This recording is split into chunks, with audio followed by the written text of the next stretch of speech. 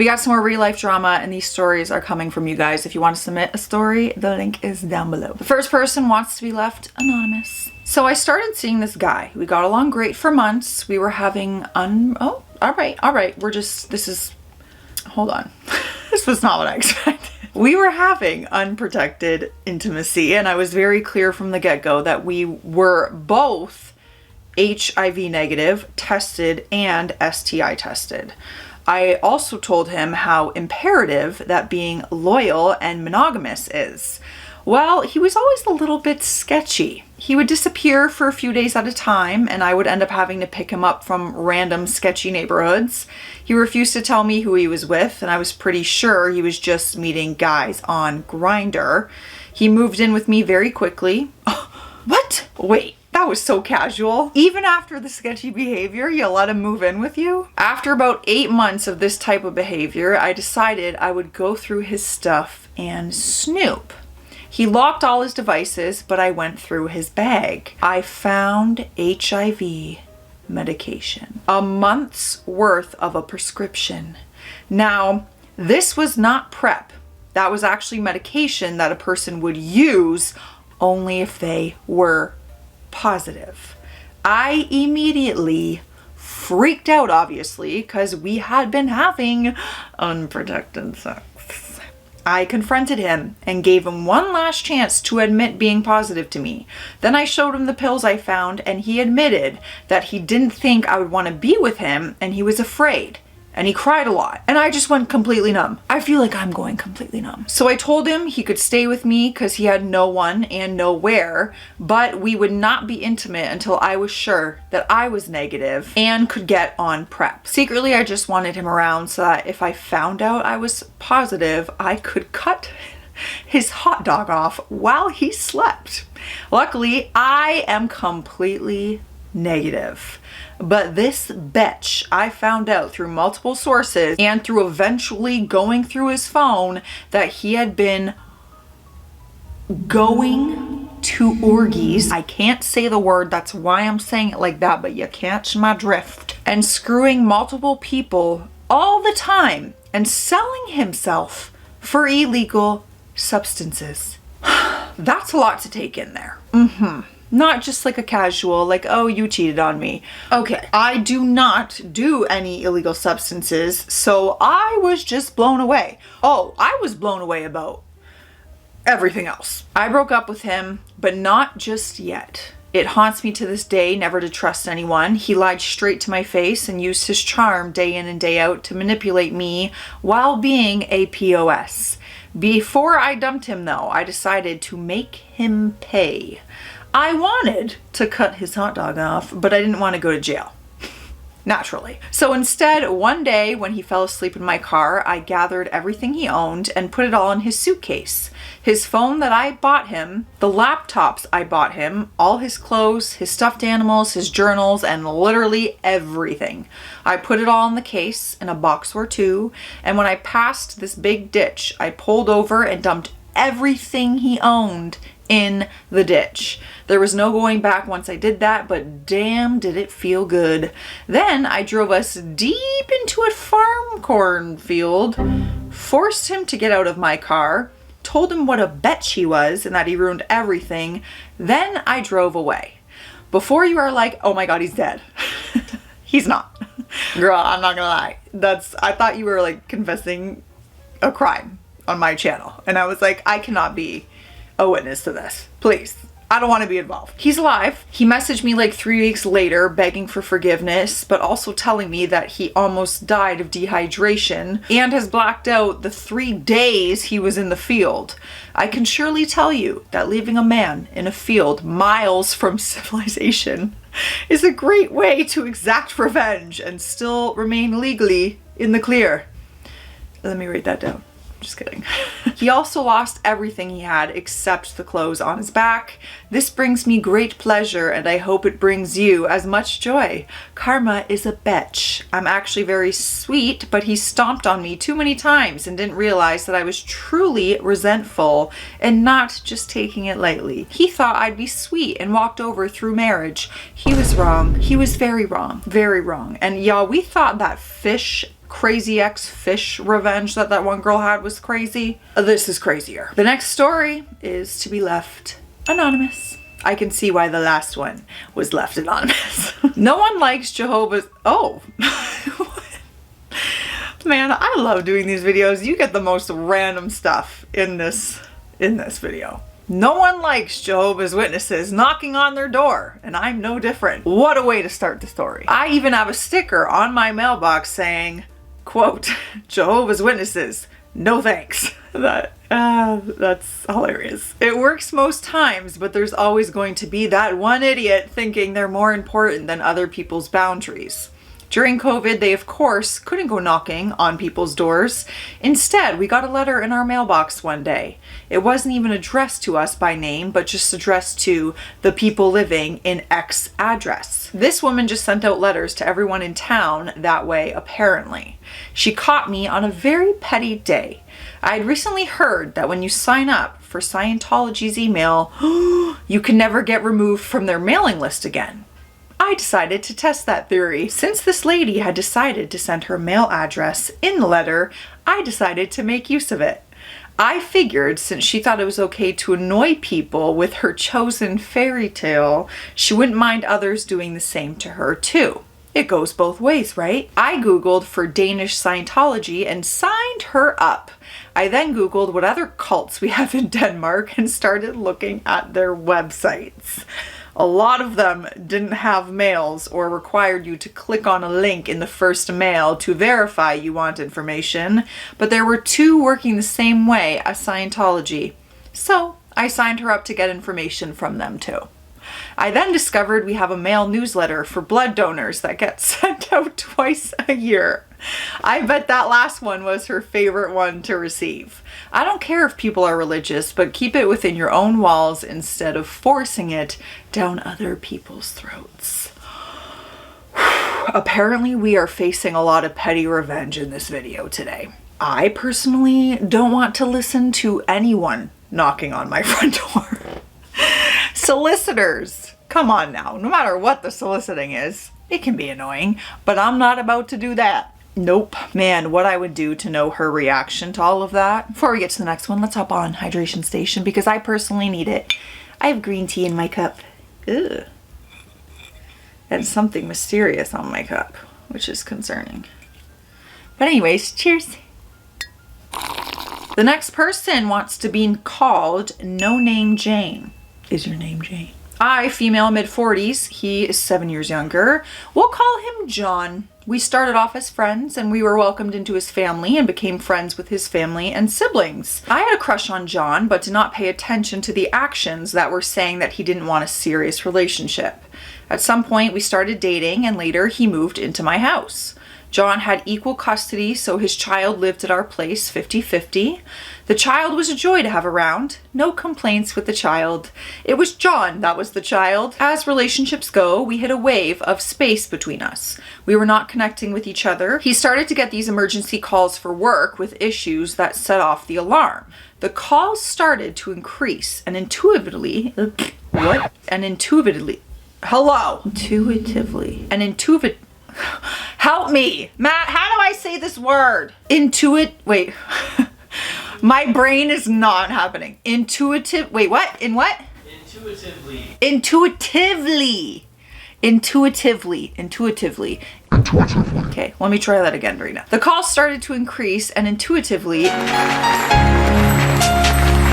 it was feeling off. These emergencies increased and always seemed to be when his child was at my house. So I couldn't leave to try to follow him to figure out what was going on. That could have been part of the plan, is what you're saying. It broke my heart, as his child would ask how much longer their dad would be. So I started to notice weird, tiny clues. Found a gold sequin. Never have I worn gold sequins. Blonde hair longer than mine at the time. He lost his keys one day and was freaking out trying to locate them. Well, I found them on the couch, deep between the cushions. He claimed he was just sitting on the couch. When I'd come home for lunch, he started calling me to see how much longer I'd be home. This continued, and the more it continued, the weirder I felt. Remember this, for later. Okay, so what brought this all to a head? I was having work done on the house for basement repairs. It was loud and dusty. I was updating John, and when the next appointment was for workers to enter the house, he blew up at me and yelled that he didn't need to know all of this. Take care of it, not my problem. Okay, I agreed. The very next week, I had an appointment with the workers to take a look at the issue. I came home at a very unusual time for me. John's car was in my driveway. Then another car, the suspected affair. And I pulled my car right up to the bumper of her car, so there was no way she could pivot out. I walk into the house and surprise! Except not at all. John comes running out of his bedroom in his boxers. He was nervous and told me that he got barbecue sauce on his shirt, but his pants were off. Her cheap, famous footwear heels were at the door. I kicked one and said, "Nice shoes you're wearing now." Insert sarcasm. I think I spoke loudly or yelled in my responses to him because I wanted her to hear me loud and clear. I could hear her scrambling to get dressed. I allowed the workmen into the basement. I took my car keys with me to the basement so John could not move my car, so it would be difficult for her to leave. I could hear her running across my living room floor. I snickered. "That's right, bitch. You run." John came downstairs to get my keys to move her car. Of course, he had been cheating on me with several women at his company, but this one was his manager with a nice title. We had shared a phone plan, so I scanned his calls and text to her number. Oh my God, it was an insane amount of calls for an hour or two. I was heartbroken that he was such a jerk, but it needed to stop. I was going out of town to visit friends. The day before I left, I contacted the affair's husband. I got his work number from LinkedIn. I called him and told him what was going on and even gave him a recent example, like within the last week. I figured if he wanted to believe it, he'd look into it, but I thought that he needed to know. Plus, it was my way of setting boundaries so that she would never come back to my house. The next day I flew out of town and my power was cut due to low funds, and John was only paying $150 a month towards his rent, but helped out with food. As utility companies do, they give you a 4-hour window of when they will be by. He called me while in flight, all angry that I didn't set it up with a tighter timeline, and then asked me how to call a utility company.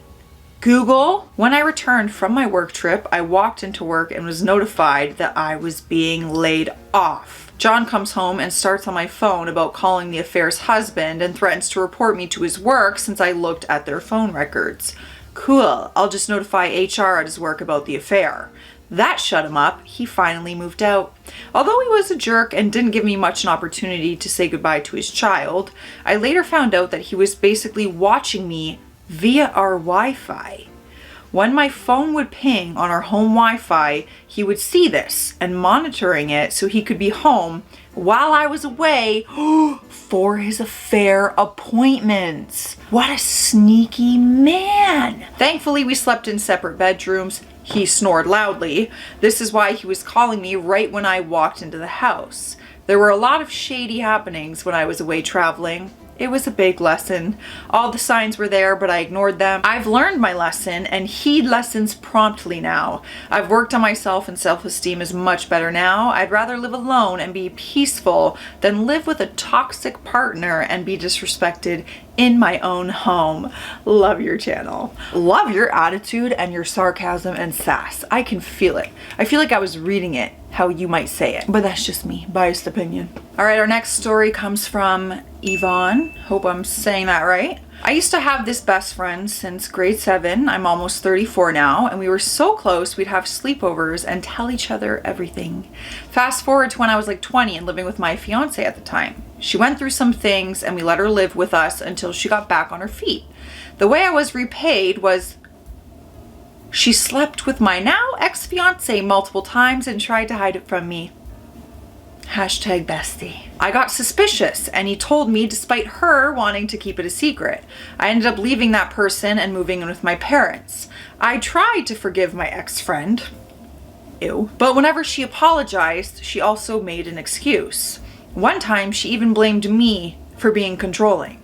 She also always kept saying she knows me better than I know myself when giving unsolicited advice, which drove me up the wall. The final straw came when me and my now husband, a different guy from the cheating one, got married. She wanted to come over the night before, and I said no, especially because my family didn't like her. I don't even know why you still talk to her. Just my opinion. She apparently also tried to get my husband to sleep with her that night. He denied her. The day of our wedding, she made a 30-minute long speech. Girl, she was at your wedding? You know what? We're different people. We would handle things differently, because that's a hell no for me. The day of our wedding, she made a 30-minute long speech about our friendship, and I felt like I was at a funeral. I didn't speak to her for a couple of years after that, but decided to let her know that I couldn't be friends with her as I felt I couldn't trust her. Yeah. I was polite in the way I worded it and wished her well, but she sent me a video cussing me out and insulting me for holding a grudge. Then she blocked me so I couldn't respond. I blocked her back so I couldn't be dragged into drama. This didn't work as she had another account that I wasn't aware of. After a couple of years not talking, she recently sent me a message saying her grandparents aren't doing well and want to know if I'm happy. She also said she'll probably message me again when they pass, and while I do feel for her, I also think I shouldn't talk to her. I kind of feel like she was guilt tripping me as well. She also said that I am and always will be her angel in disguise. Okay, well, you're literally the devil, but not in disguise. She sent me emotional songs as well, and in all honesty, it's taking everything I have not to message back because I know it's a toxic friendship, and once trust is broken the way mine was, it's almost impossible to get back. Yeah, she broke that trust more than once. Maybe my reaction is a little harsh, but yeah. I'm just not forgiving someone like that. Like, wish you well, but be on your way. All right, we got one more story, and they want to be anonymous. Am I the a-hole for ignoring a girl in my group?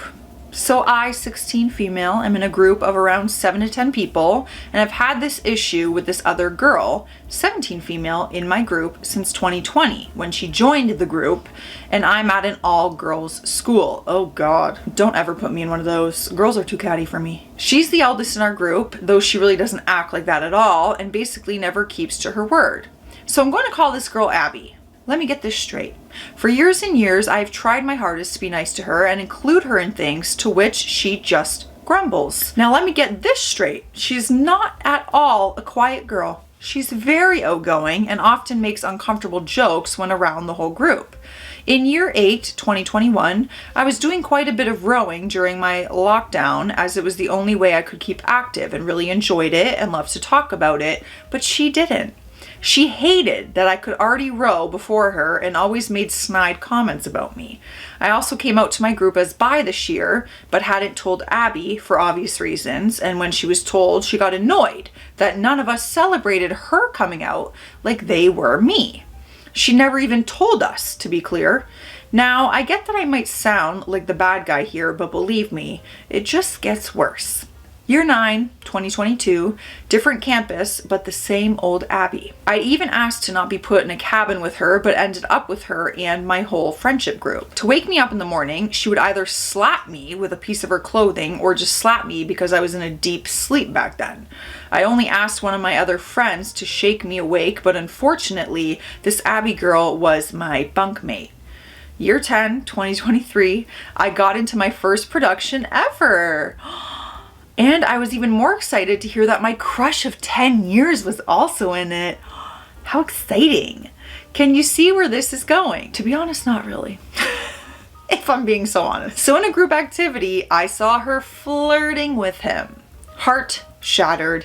I don't think I've ever seen such red before than that moment. She stole away my best friend for a few months and would spread rumors about me crushing on and or dating my male best mate that I made during this production process, who I still talk to during the day and did not like in that way, and he is also gay.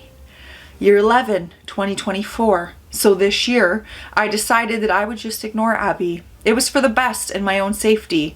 She would also send me nasty looks, and I would have people, not even from my group, coming to tell me what she said to them about me, like how, quote, it's so unfair that I have a helper, and that she doesn't even, though I actually physically need it, and she has had no medical documents stating that she needs one. I also had them just come up to me to tell me the awful things and lies that she had said about me behind my back. Let me tell you, I was crying, but I never cried in front of her.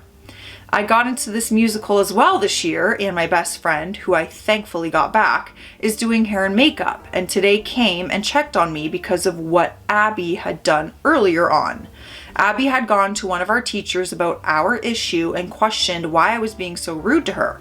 And I just told the teacher the plain out truth that I only ignore her and don't speak to her when I have to.